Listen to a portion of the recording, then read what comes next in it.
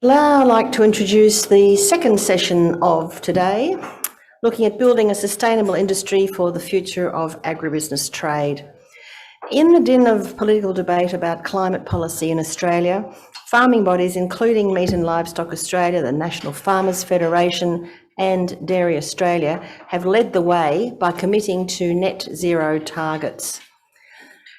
Our first speaker is Michelle Hu, Deputy Secretary-General of the China Meat Association. It's fantastic to have Michelle online today, zooming in from China.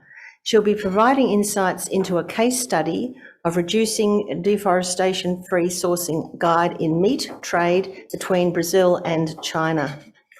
Directly following Michelle's presentation will be our second panel, moderated by Laura Mattiazzi, and she will introduce the panel at that time. So if we have Michelle online, Zach? Yes, I will. Good afternoon. I'll hand over to Michelle. Dear colleagues in Australia, I'm Michelle from China. Ni hao, Michelle. Thank you. First of all, I would like to thank the Australia-China Business Council for inviting me to join the Australia-China Agribusiness Summit on climate change collaboration. I'm very glad to have this opportunity to share some of our practices in sustainable development of meat sector, the green trade for meat, and discuss on how to reduce the impact of animal husbandry and meat industry on the environment and climate change. Next, let me show you the background why we propose green trade in the meat sector. Over the past decade, about 10 million hectares of forest have been reclaimed for agriculture or converted to other uses each year, and the world's forests are disappearing on a massive scale, especially Amazon rainforests in Brazil. Data shows that the Amazon rainforest is declining at a rate of 200,000 acres per day. It is estimated that a quarter of it will be disappeared at this rate by the year 2030.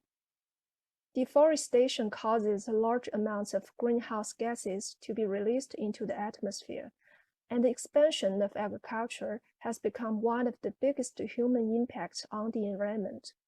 Some analysts believe that the expansion of pastures for beef production is the main driving force of deforestation in Brazil.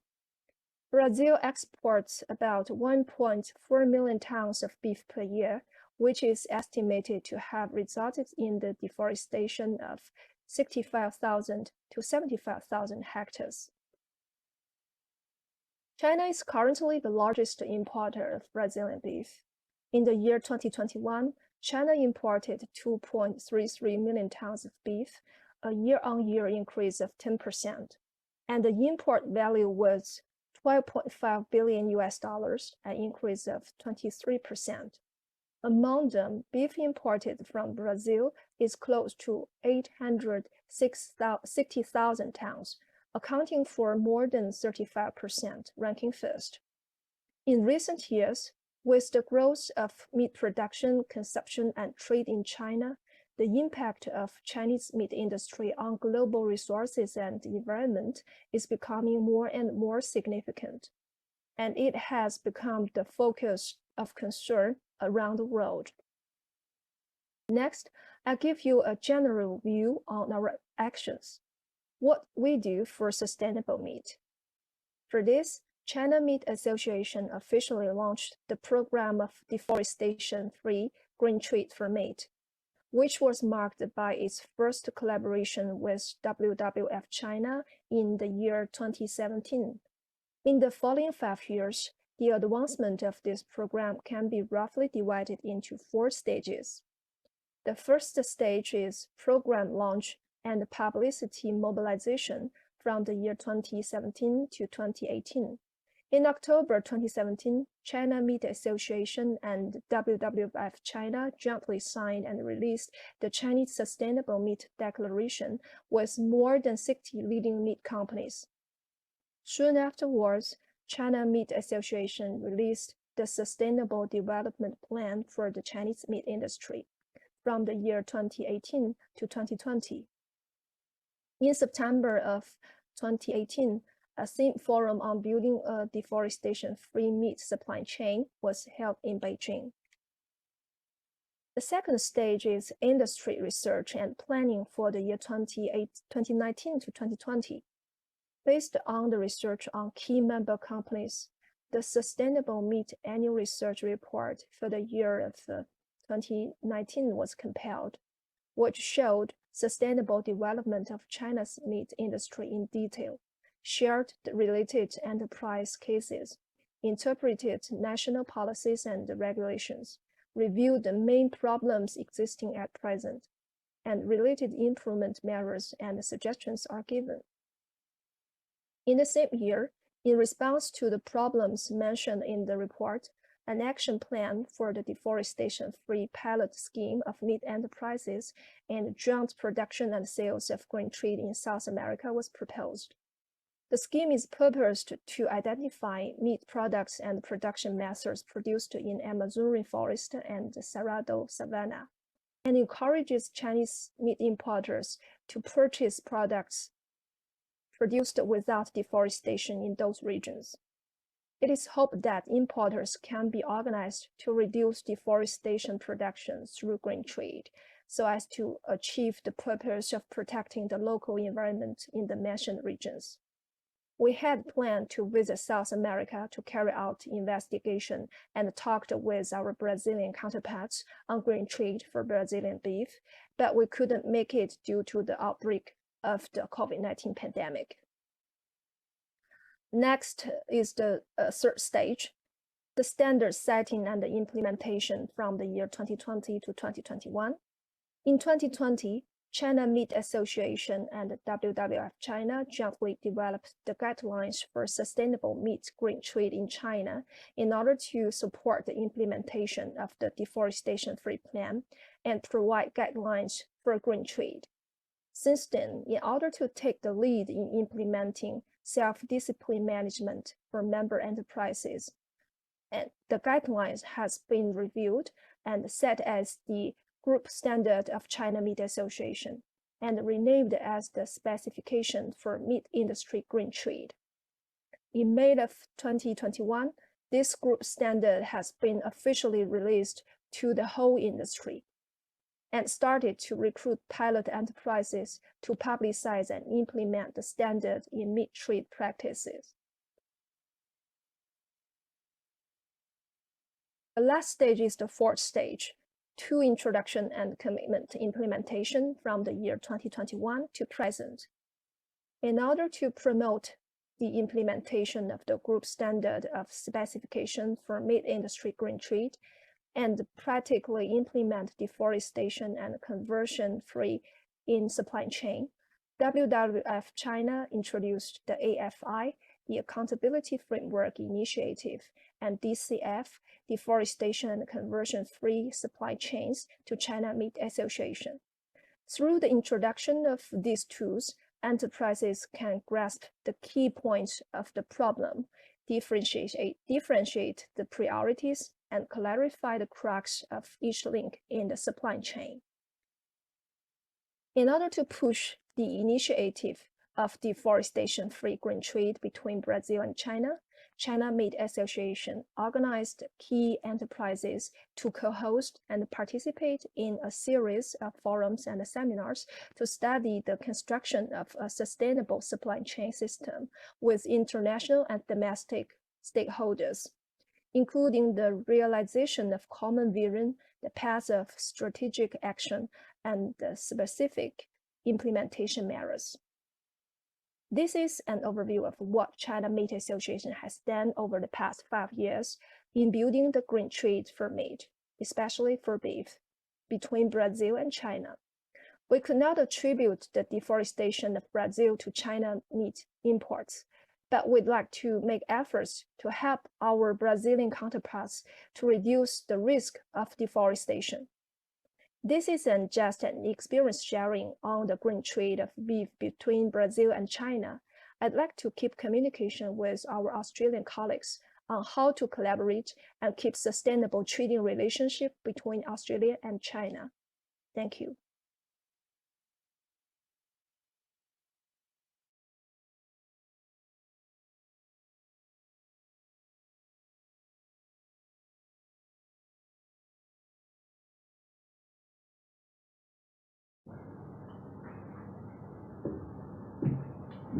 Thank you, Michelle. Are you still there with us?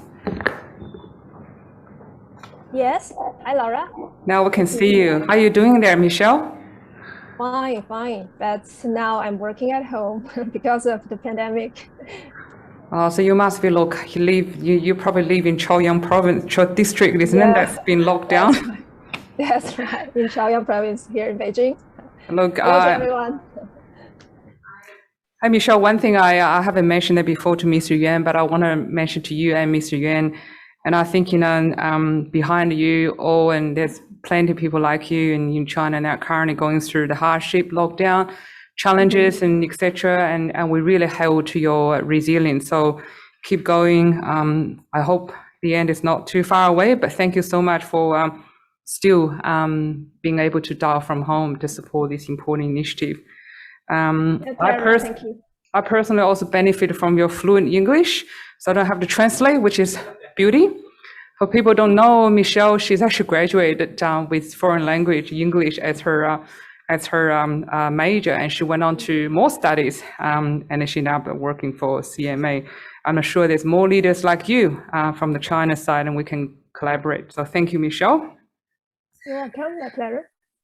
Just bear with me. I'm going to introduce our speakers. So I'm just going to go through the order. There's no alphabetical order, whatever it is. It's just the print. I think first one is Michael Toby. So Michael is coming online. Michael is from Costa. I'll introduce Michael a bit more, but also Helen Dornham. Helen is from Dairy Australia, and also last, definitely not the least, Kirsten Gray from Treasure Wine Estate. You're not coming up with a bottle of wine, are you? All right, I'll have to keep sharp so we can keep the audience engaged. So thank you very much. So Michael, I'll introduce to each speaker quickly. They all have a couple minutes, little video to show you what their company or industry association stand for, and then we go into the Q&A session. All right, so Michael, thank you for coming. Michael Toby, Corporate Affairs, Costa Group. Thank you, Costa. Michael and Ivanka actually came in with beautiful berry supplies, and at the back of next to the cold stand. And my tip is go for Arana, those big, large, those blueberries, retail price about $9. So get hold of them because you can't find them in Coles just yet. That's right. So Michael has an extensive background in both the public and private sector, having worked at the highest level of the federal government across a number of portfolios, including workplace relations, aged care, and also immigration. Tough portfolios, Michael. He has worked in the civil construction, manufacturing, and horticulture industries, performing specialist roles covering HR, industry relations, finance, administration, and corporate affairs are very well rounded. Michael's role as Costa Group Corporate Affairs Manager includes responsibility for investor, government, and community relations. Michael has a Bachelor of Economics in Honours from the Monash University. So please welcome Michael.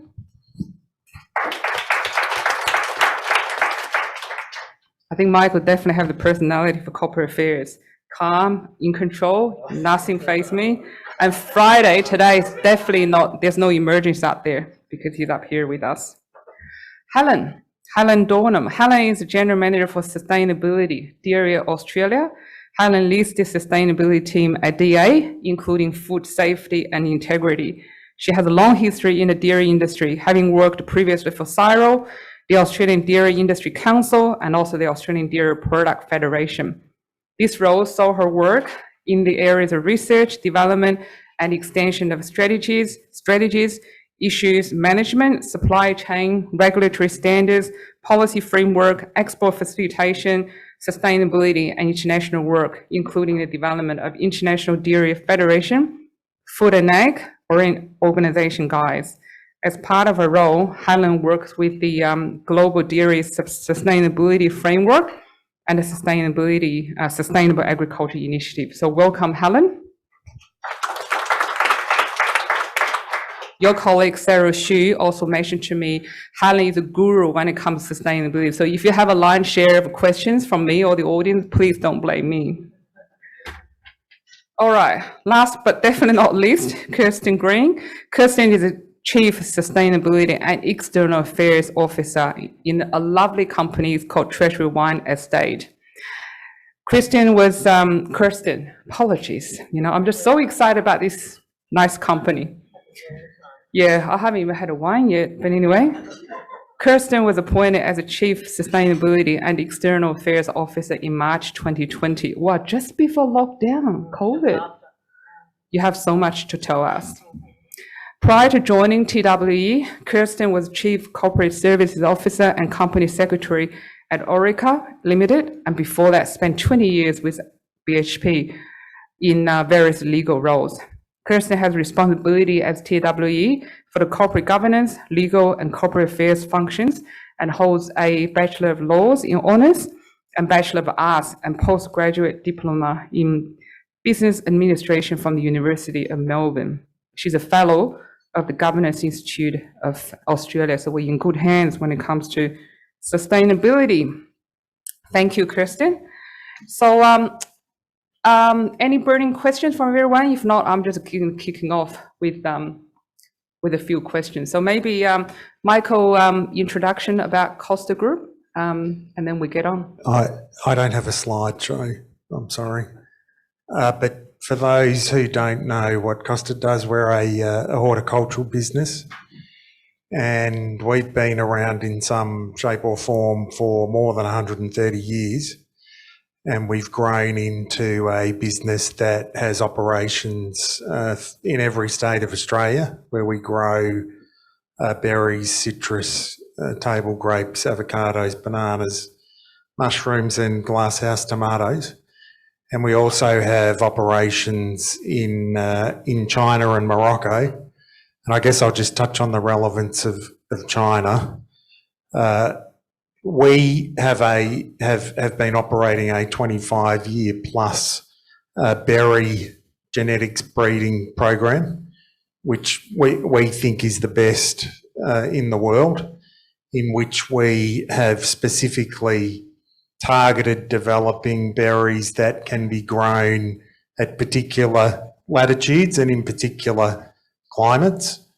And that's increasingly becoming relevant when addressing climate change, because we've developed varieties that we can grow in cold climate, temperate climate and subtropical climates, which can also contribute to basically getting year-round production and also being able to undertake sort of geographical diversity in where we grow and protect us against any one extreme weather event wiping out our crop. So we looked at China and saw a particular opportunity in that market space where there wasn't a lot of berries being grown domestically. So after a lot of hard work in 2015, we established our first crop, and that was blueberries, raspberries and blackberries, but mainly focusing on blueberries. We formed very close relationships with local government. We're growing them in Yunnan province, which is in southern China. And what we were able to bring to the table was not only these varieties that were suited to growing in this climate, we were able to bring our agronomic practices, which are very much focused on sustainability. So all of our crops in China are grown under protective polytunnel, so that not only protects us from extreme weather events at all, it also promotes microclimates in which we can grow the berries. We also grow them in substrate, so nothing is grown in the soil, and that means we get a far better yield from year one instead of having to wait a couple of years. We also use what we consider to be the most technologically advanced fertigation and watering techniques. So we use drip irrigation. So we like to think that not a drop of water is wasted in that process. And to date, it's proved very successful. I think we've really put in considerable effort to make sure that we're a good corporate citizen. So we've very much been a supporter of the local community, because we also see that as a key part of our approach to sustainability. It's not just about environmental matters. And I think also, just as importantly, we're operating in an area of China where there's been extreme rural poverty. So we're actually making quite a significant contribution to poverty alleviation. I think that covers it, Maura. Thank you, Michael. Helen, would you like to take the lectern? I've just got a couple of slides, so just so that I can see them, I will just have a look here. So if I get the first one, thank you. Just want to introduce the dairy industry. So we've had a whole of industry supply chain sustainability framework now. This year is actually our 10th year since we first established the framework. And also would like to just mention, Jason talked about the meat industry and their carbon neutral by 2030. Dairy is actually a dual product producer. So whilst we often talk about milk and you only think about dairy and milk, we produce meat. You cannot produce milk without producing meat. So we're obviously a dual producer. As well as that, many of our farmers also produce other products like crops. Down in Tassie, a lot of potato farmers are also dairy farmers. The comment that Mark made earlier too about trying to get some coordination and opportunities. Again, you need to actually have things that are relevant to your own industry for the multitude of things that they do produce. So it's not always easy. It sounds good to let's have a harmonised system, but you need to have things that are actually relevant to the industry that you work in. Next slide, please. So again, as I said, agriculture is under increasing pressure around the world. We get picked up on a whole lot of things, whether you're plant or animal-based. Animals in particular also come under a lot of scrutiny because of the use that we have of natural resources. Next one, please. But what we do forget often, despite the fact that we use natural resources, agriculture feeds 100% of us. Absolutely. So, you know, it's absolutely a vital industry. So we can compare agriculture with oil and gas and electricity and all the rest of it. But, you know, you heard China, our friends there talking about food security. We need food. Next slide, please. One of the things that we started looking at going back a few years was, again, the dual audiences that we have to face. So on the one hand, we've got the consumers who want to know increasingly more and more about the food. They want to make their decisions based on a whole lot of things. Sometimes they'll tell you what they want to base their decisions on. It doesn't always translate into actual actions at the checkout point, but we need to be cognizant of what they're wanting. And then it goes back to the whole supply chain. Dairy is a very vertically integrated supply chain. You cannot produce milk unless you're in a preferred supplier arrangement, in a contract arrangement with a processor. So that relationship between dairy farmer and processor is absolutely vital. But our own industry stakeholders want to know is, what is it that I'm expected to do, and can I do it and still be profitable? Next slide, please. So that's where we came as an industry to look at our sustainability framework, or ESG, or whatever you want to call it. The names vary these days. And our framework is very much based on a promise, which is to provide nutritious food for a healthier world. Next slide, please. But you can't have a promise, it's only a promise, unless it's backed up by commitments. So our framework is very much based around 4 commitments: the commitment to enhancing the livelihoods of the people within our industry and the communities in which we live. It's about caring for our animals. It's about the well-being of people. Dairy is a highly nutritious product with a whole lot of things in it, and it's actually a lot of science behind to say that it actually creates good nutritious products for people. And then, of course, it's about reducing our environmental impact. Next slide, please. Given the nature of the discussion here today on environment, I'm just going to focus on the environment, but it's really important that we don't let sustainability just be seen as environment.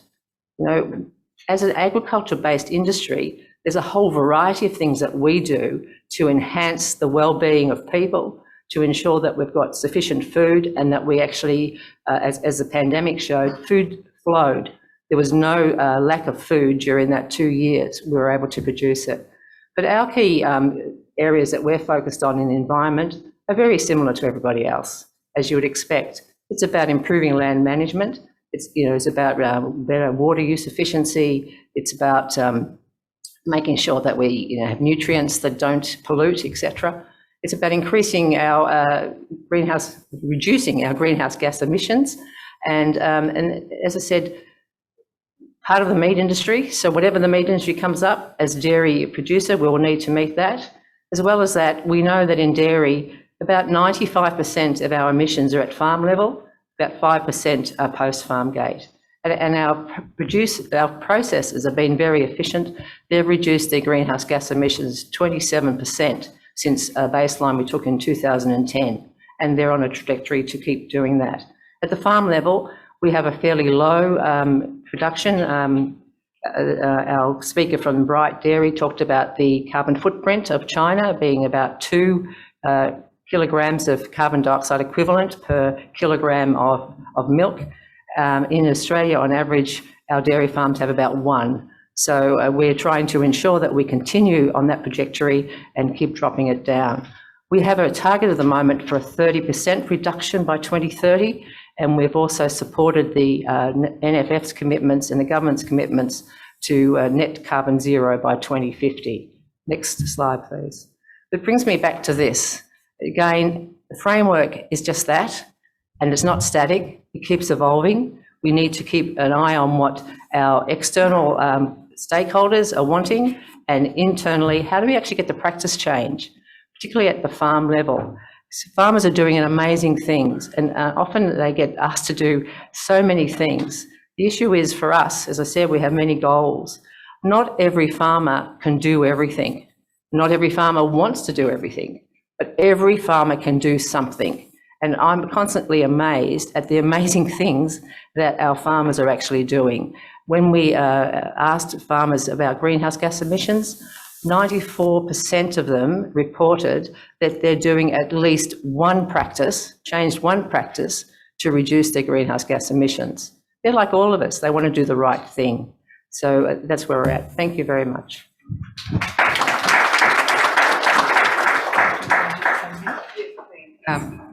Thank you.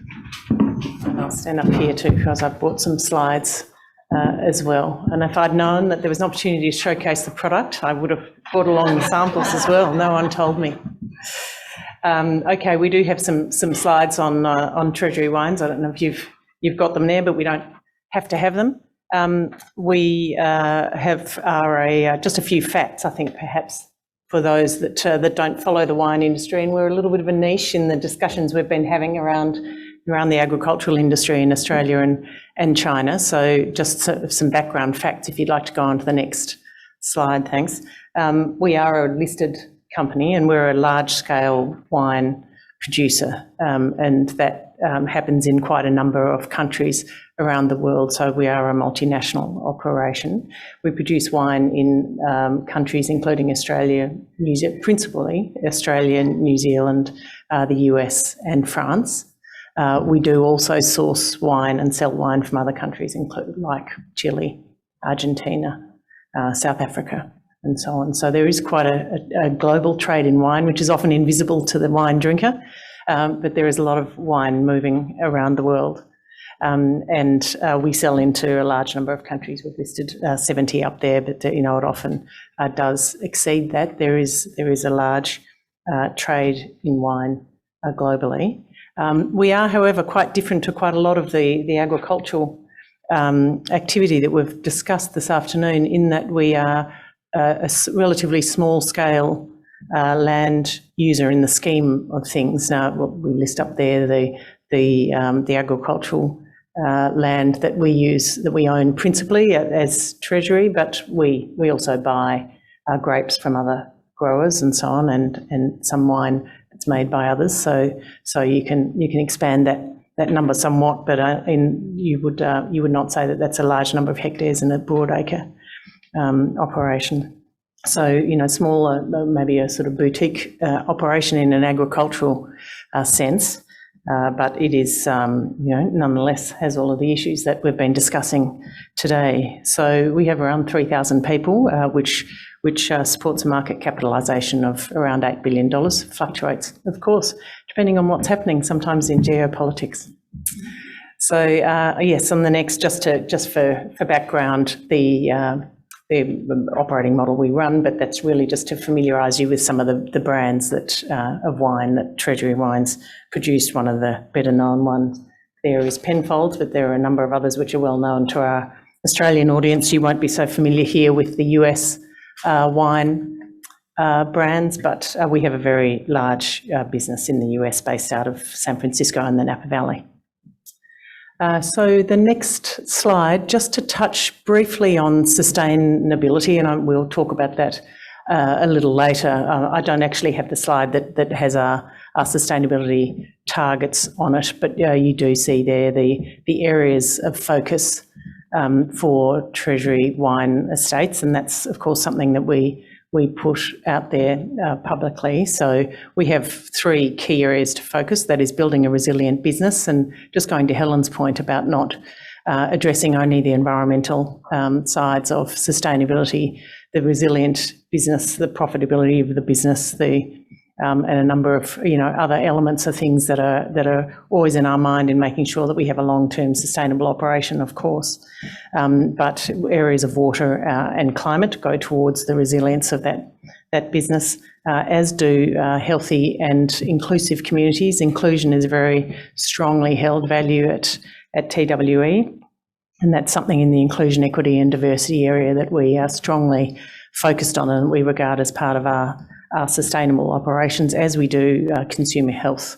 And we're still at the beginning, but doing quite a lot of work around developing health policies for a product which obviously doesn't offer the nutritional value of dairy or fruit and vegetables, but offers some other benefits, but also has some health impacts, serious health impacts. So those things we think as part of our membership of broader community we need to be responsibly addressing. And then on the right-hand side, in terms of producing sustainable wine, we've got a few areas of different focus in that area, including sustainable packaging, which we've made a lot of strides on. We're just at about 99.5% of packaging being reusable, recyclable or compostable. That's been a big push for us over the last few years, but there's a lot of work still to go in the packaging area to bring things through to more circular style activity. We're working across the sustainable production of our wines, so sustainable certification across not only our operations but our grower bases, as well as those who produce and make wine for us that we might buy as wine. That's a global push with about 1,000 different sustainability certifications out there at the moment. It's one of those things about the shift towards sustainability. It's all yet to come together. So we're working through the Sustainable Wine Roundtable in London to try and draw together a global standard, at a good standard for sustainable wine production. And then there's the responsible supply chain, including looking across modern slavery and so on. So I will stop there. We haven't addressed China, but we can do that when we discuss. Thank you, everyone. All right, I'm just going to kick off the Q&A session. Maybe I'll just sit down here better. Michelle, are you there with us? The first question I'm going to ask is you, because I know you've been on the listening mode for quite a bit. Now, thanks for sharing that green trade on beef, in particular the CMA work that you've done with the Brazilian traders. So could you share with us from Australia perspective, do you see us, or are you doing any like similar kind of work with your Australian counterpart, or what that look like, or what should look like? Could you share that with us, Michelle? Because we love to be part of that too. Okay, yeah, sure. Thank you, Laura, for your question.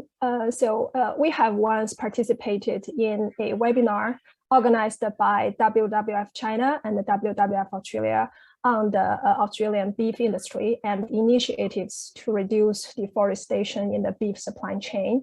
And I have gained some initial understanding of the situation in Australia. Australia is one of the most deforested regions in the world. and the development of livestock pastures is the main driver of forest loss in Eastern Australia, accounting for 75% of the total forest loss. Figures shared by WWF Australia shows that 73% of deforestation and land clearance in Queensland is linked to beef production. 93% of deforestation and land clearance in the Great Barrier Reef region is related to beef production. And more than 1 million hectares of deforestation and land clearance in Queensland have been associated with beef over the past 5 years. From these perspectives, I think the situation in Australia is similar to Brazil. And thinking about the context between Australia and China, and what we should learn from the experience, what we do with Brazilian colleagues, I think the difference between Australia and Brazil is that Australia has already taken some effective measures to deal with deforestation in the beef industry. Because I have learned some information from that webinar. One action is that a series of deforestation-free commitments were made by Australian stakeholders already. The second, the Australian Beef and Deforestation Scorecard was proposed to evaluate and score the deforestation behavior in the production of companies that have joined the initiative. And Woolworths and McDonald's are really good examples of this. The third, the Australian Beef Sustainability Certificate was issued to those beef producers who produce qualified deforestation-free products. And the fourth is that the MLA, the Meat and Livestock Australia, and also one of our partners, WWF Australia and the University of Queensland are working together to develop a platform that will enable beef producers to self-evaluate against the performance requirements in the 5 environment certificates. As a result of these measures, about 68% of cattle farms were already deforestation-free in the year 2018. It has proved that these are good practices of Australia's livestock and meat supply chain to transform to deforestation-free. And it is assumed that new progress must have been made by now. Wow. Hello? Yeah. And that's, I think that is the initial understanding of what Australia did in the beef industry for the green trade or for the deforestation-free program. Thank you, Michelle. I'm speechless. I definitely asked the right question, didn't I? I wasn't quite sure where it's heading, but you definitely share a lot of things most of us didn't really know, because I can see a few those faces in the crowd. But thank you for where you ended. Great to see, you know, MLA and equivalents get on the journey. We would like to see more of that happening, because clearly we're on China's radar. There's quite a bit of work. As much as I see there's a difficulty or challenges, opportunity for us to work together. So I'm going to ask maybe Michael the question. Talking about China, I remember 6-7 years ago, I was in China just touring with some customers and egg customers. I remember seeing Driscoll's, you know, blueberry of Costa in China's supermarket already. So could you share with us, what is that of China that's really remain attractive to Costa? Clearly the exponential growth in the middle class, which, I mean, yeah, depending on where you get your data source from, is something like 300 million plus. So that's definitely a burgeoning market. And I think in general that globally there's increasing demand for premium fresh produce in particular. And we think our product is premium. And for those who are able to get some blueberries, they're basically the blueberries that we also grow and sell in China, and we get a premium of something like 30%. So that makes it very attractive. And also, I think being able to expand our production footprint, so really being able to test where we can grow and successfully grow our varieties, And I think that, there was a genuine sort of interest in China, and because it's a joint venture with Driscoll's where we do all the farming and they do the marketing. And for those who don't know who Driscoll's is, they'd be the leading berry company marketing company in the world. So they already had an established footprint. So effectively together with them, we're vertically integrated. We're able to grow the product. And although, of course, we're relying on the internal supply chain, they're doing the marketing. So we have quite a great deal of control in being able to promote a product that we can genuinely sort of say is clean and green. Thank you, Michael. I think I just helped you to gain a customer, didn't I, Michelle? I think last week we showed Michelle where we can get hold of those blueberries. Hopefully, Michelle, will be successful once you're coming out of this lockdown. So question for Helen. I might change the question a bit if I can, Helen. You did mention about comparing to the Bright Dairy, that 2 kilo of per production, milk production, in terms of CO2 emission, and comparing to the industry average here, which is 1K. Clearly, we're already in the best practice.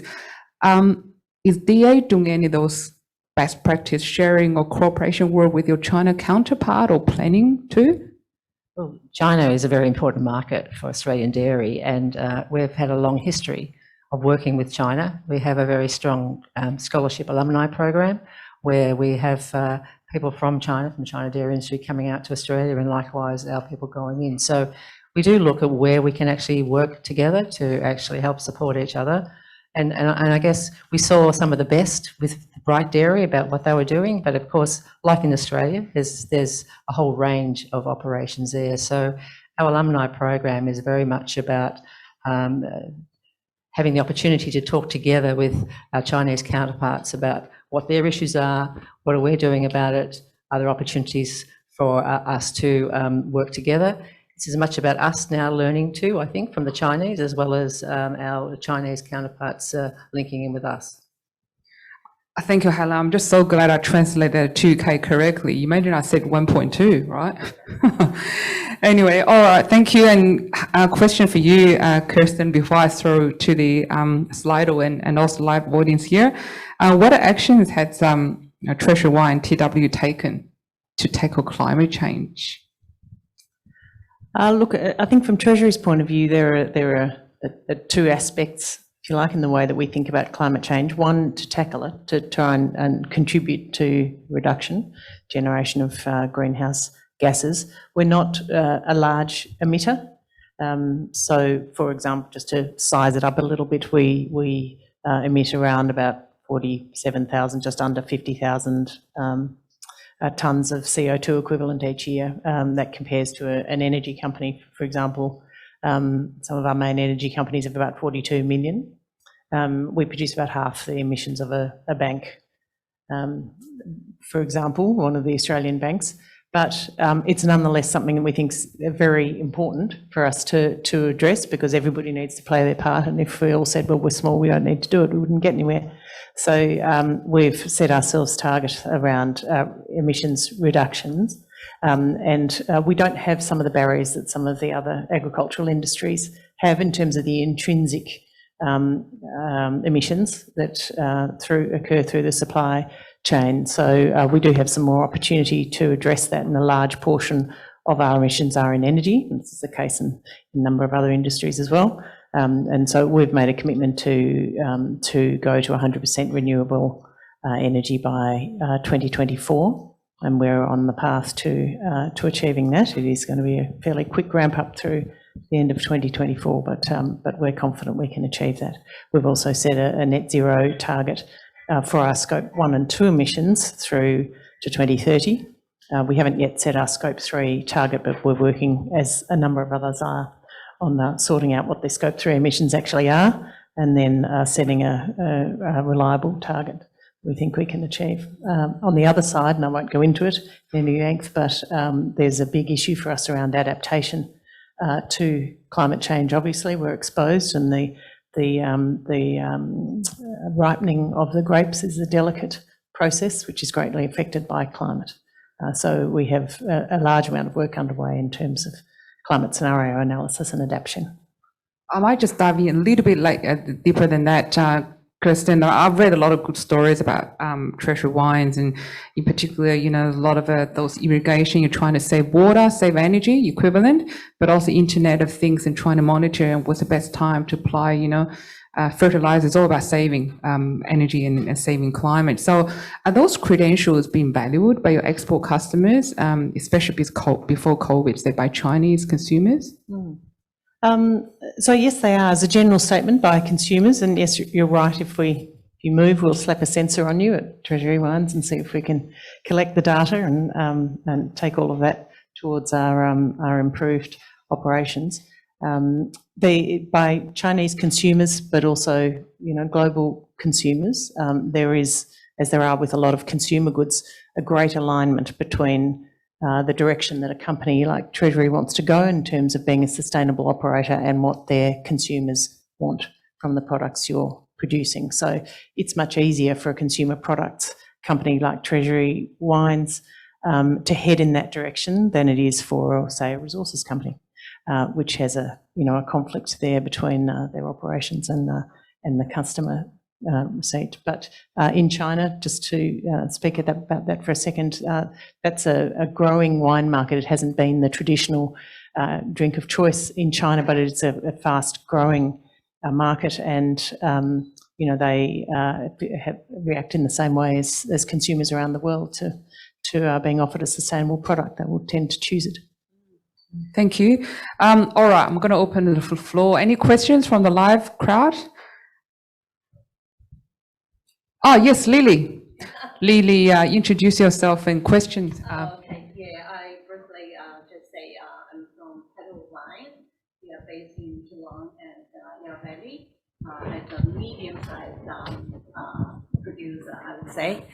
I think I'm loud enough, yeah. But basically, I think I'm just trying to get some sort of an answer for two questions. One is when we actually mentioned about the climate change, that has a lot to do with, where the grapes are grown. Is there any sort of a trend? The growing region is going to be moving to cooler climates, such as Victoria, of course.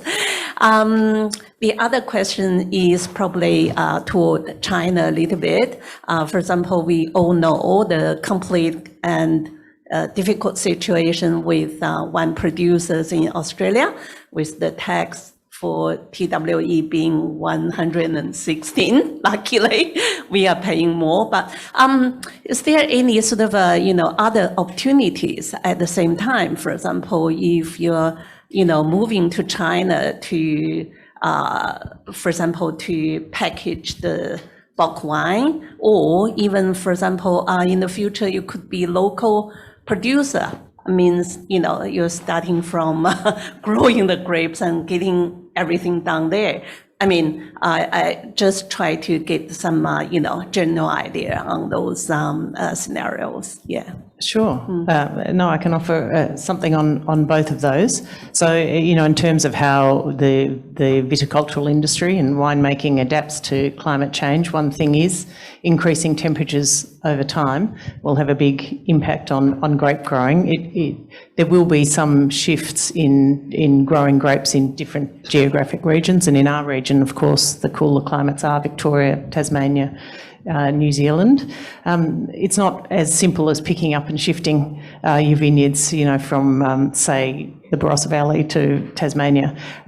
Different terroir and different varietals grow in different places. There will be a mixture of adaptations, which there will be some evolution of geographic regions, but there will also be evolution of varietals of grapes grown in different regions. So the hotter areas will have more growth of varietals that are suitable for that climate. So the answer is some shift, but other activities as well. And we, for example, deal with vintage compression, which happens when the temperature goes up, the grapes all ripen at once. And so your winery, instead of having a nice flow of grapes through the winery throughout the vintage season, they all arrive at the door at once. And so we, for example, have expanded the capacity of our wineries to allow for that to happen, and we can now manage that even in a very hot year. So that all of those sorts of things are the sorts of adaptation steps that we need to take. As to China and, what doing in China, there's a big change in our business in China for anyone who watches the wine industry, and not an easy one, particularly for a listed company to lose around 30% of your profit in one go. We do pay a tariff now, not, I'm afraid, of 116%, but 175%. On the wine that's sent into China, and so that's now a very small market, as it is for all Australian wine in China. That is as it is, and I think it's a prerogative of the Chinese government to set its policies in that regard. I think, in the end, we can talk about the sustainability of business, and in the long term, we will be a better business for that development. We will be more diversified, and it is, as you would expect, I think, but which was already in our plan, but it's accelerating our transition to being a local wine market player rather than more an importer. We've been working for some years towards being a stronger local player in the Chinese market, and that's certainly something that the Chinese government wants to focus on, because they have said that they have a priority for development of the Chinese wine industry, and that's something that they certainly welcome expertise in. And so, we have a number of activities in China and work with the industry associations up there to try and develop that and develop our activities in China. And we've said that we would like to make wine in China at some point in the future, and we certainly hope to do that. Thank you, Kirsten. I think, to your point is, the business itself, TW, is going to be a better business, stronger business in the long run. And that echoes what Mark Allison said early on in the afternoon. He remains full confidence about the China market. And I know it's a painful exercise, we all know, but we're looking to the future. So thank you for sharing the optimism here with us.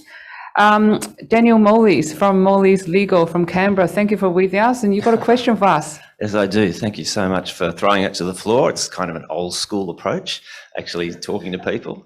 And great for ACBC Victoria to put this on, and thanks to the panel. We've heard about so many wonderful sustainability initiatives over the day, and there's been a lot of discussion about, drivers of change. As a lawyer, I guess we have a high opinion of ourselves, and we always think that it's only law that can change anything, whether it's by regulation or by some other mechanism. But what I seem to be hearing is there just seems to be a trend to behave like this. So I've got a question for the panel. How important are, legal initiatives to, being sustainable and to sort of adopting these principles by way of, say, tax or by way of, say, penalty? Or is it a movement, something that consumers are driving, and perhaps it's more of a fear of not keeping up in the future? What I am concerned about, say, in law and competition, is that some people may not actually behave in the same way, and there might not be a level playing field for a lot of Australian companies and Chinese companies that are trying to do the right thing. And then you've got a lowest common denominator producer in some other country that's not behaving like that. So yeah, just a bit of discussion about the importance of law to what we're seeing happening. Helen's up for the challenge. Yeah, laws are important, but I think we all go well beyond law. Law in the end, and some of the regulations are actually a very basic platform that you just got to meet, but that's not going to cut it. And what you see is actually the pull through from the market. So we heard from Mark about the big businesses all promising take net zero. So again, how are they going to make it? They're only going to make it by asking all their suppliers to actually do their bit to get it. And so we will not have a market to operate in if we actually don't start to think about it. It's better for us as an industry or as a company to get ahead of the game and try to do it under your conditions, than to have something forced on you that actually might drive you down a pathway that means it becomes impossible to stay in operation. So there's a place for regulation, but I think it's in the end just that platform. And sometimes it actually brings your own lowest common denominator to heel when, you look at the bell curve. So those ones on the extreme left of your bell curve were never going to do anything unless they absolutely have to. That's where laws can come into play. But for most of us, we've already got people well ahead of the game and really thinking about where they need to be, because actually it makes good business sense. And that's what we need to do, is to translate the market requirements into making sure they do make good business sense. And the more we can actually think through how we actually can operate rather than having every single person having a different requirement on us, that's where, market forces can be garnered a little bit to keep you staying profitable. Thank you, Helen. I agree that you're doing it because there's a commercial imperative, and you're also doing it because there's an expectation from your customers, such as Coles, which is quite right, because they're also responding to their customers. But I when it comes to sort of imposing laws, I think you need to be really careful that you're not creating another problem. And I think a classic example is packaging for fresh produce, where, there's been at times a bit of a push to perhaps do away with it altogether, and to do that through legal mechanisms. I think you need to be really careful, because you could create another problem, that being excess food waste going to landfill. And I'd argue that's probably worse when it comes to emissions and having an adverse impact on the climate. So I do think you need to be very, very wary of how you apply the law and the the unintended consequences it might have. Just add one more thing too, only because we haven't touched on it. I think one of the other drivers, Danny, is employees. Certainly from our perspective, it's not just our consumers that are driving us in that direction, but our employees are just totally engaged with the efforts in the sustainability area, and I don't think we'll be able to engage and recruit very well if we don't have a good track record in that regard. That's great. I'm going to bring some China element into this. Michelle, you heard the question. What I'm referring back to is Mr. Yuan mentioned today about Bright Dairy. He mentioned about, rather than focusing on tackling the 46% emission contribution from cattle directly from fermentation processes, they're looking at tackling that 9%, which is hard to control, that manure emission. The interesting thing he said is we're doing that focus on the smaller part of making that difference, is because we need making sure we're environmentally sustainable, because that's the law in China. So could you share your thoughts about Daniel's question around how important is the law when it comes to the climate change from China perspective, and even say in regards to trade? Hi, Laura. And I think in general, different countries have different national conditions and different approaches to solving problems and different ways of cooperating with others. And related to the law, I'm not very, very professional on it, but I think it can be solved with some merits. And before, in the past years, we've been working with our counterparts in Australia on many aspects, including information and policies exchange, technical communication, standard discussion. And I'd like to focus on this standard discussion, because I think in our association, we reserve the rights to establish and set the group standard. And I think every standard is based on the regulations and the laws.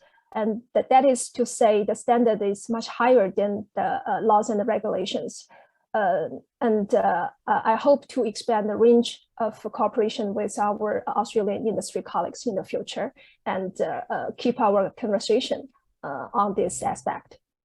Yeah, maybe that's the winning formula, keeping our standards higher than the regulation, then we shouldn't be fall into full territory. But if you ever do, Danny is at your discretion. Please call him in Canberra. That's what he excels. Have we got time for another question, Virginia? I'm enjoying this. No. Okay, all right. If not, I'm going to ask everyone to leave your parting thought. What do you think take this forward? What's your, whether through your respective industry or your company, that you think we could take this collaboration into the next stage about tackling climate change with our Chinese counterparts or your customers or whoever the player that you deal with along the value chain? Maybe Michael, first thing first, or put you under the spotlight? Well, I guess don't be afraid to help to equip them with the knowledge and practices to be able to achieve. And I know what the Consul General said and how they're making quite giant leaps in reducing their emissions. So don't be afraid to work with them and help them do that, would be my takeaway. And yes, it's a high risk market to operate in, but the returns can also be high. And from our experience, it's very clear that they're quite genuine in this space, and they're very willing to learn and share in doing what they can. I think for me is that our issues are all the same. They just translate slightly differently in the context in which you're in. And so there's no reason why we shouldn't all be working together, because we're all producing food. And it's going to be really important for us all to be able to continue with that food security and do it. And it's in all our interests for food to be seen as sustainable. Yeah, look, I think from my perspective, we've got a lot to offer each other. There's a lot we've discovered about the Chinese wine industry that we didn't know over the last few years, and so they have a lot to offer us. And there is a genuine channel there for us to engage at a business level, and that's very open and very welcoming. So Fantastic. We'll continue to pursue it. Thank you. Michelle, your parting thought? Yes, okay. And thank you. And from the meat industry, I think we should not only expand the production and the trade, but also protect the ecological environment and ultimately achieve sustainable development. And we hope to strengthen the cooperation with Australian meat industry, learn good experience and practice from Australian counterparts, and jointly build sustainable red meat industries of China and Australia. Thank you. Thank you, Michelle. And thank you, the panel today with us, and you all to a certain extent actually are barometers of our industry, whether association or real businesses. So please keep up with the leadership. We'll look it up to you, and we take this to the next level, cooperation with our Chinese counterpart. Thank you, Michelle. Your thoughts and from across the ocean has been really insightful, and good luck with coming out of lockdown, and grab those blueberries, please. Okay, thank you. Thank you. Thanks, everyone. Thanks, Laura, and thanks all our panellists. Kane just will give you a small gift to our panellists. And Kirsten, I'm sorry, it's a bottle of wine, but there you go. Thank you. But thank you for those insights. And I very much like the Faster, Stronger Together theme, which I know Anthony will be nodding to as well. So I think working together is a great goal.